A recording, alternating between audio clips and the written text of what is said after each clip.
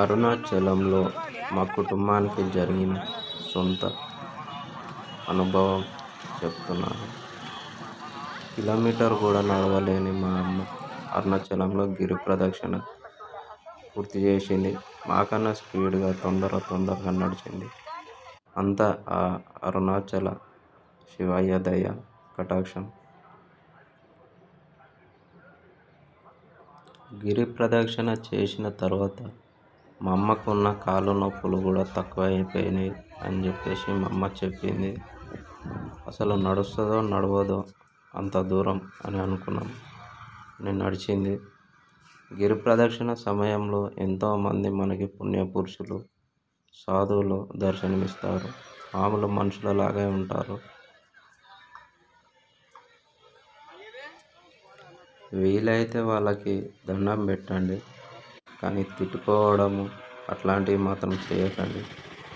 ఎందుకంటే వాళ్ళ అనుగ్రహం ఉంటేనే మంచి జరుగుతుంది. కాబట్టి వాళ్ళని తిట్టుకోవడం అలాంటివి మాత్రం చేయకండి.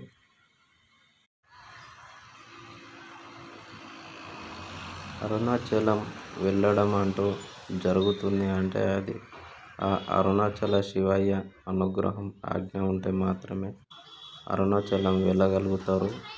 అదేవిధంగా గిరి ప్రదక్షిణ కూడా చేయగలుగుతారు. అనుమతి లేకుండా మీరు అరుణాచలం వెళ్తే గిరి ప్రదక్షిణ మాత్రం చేయలేరు.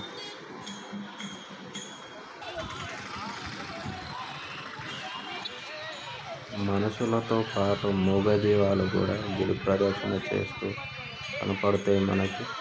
ఇక్కడ మోక్ష మార్గం దగ్గర చూడండి, ఆవులు కూడా లైన్లో నిలబడతాయి.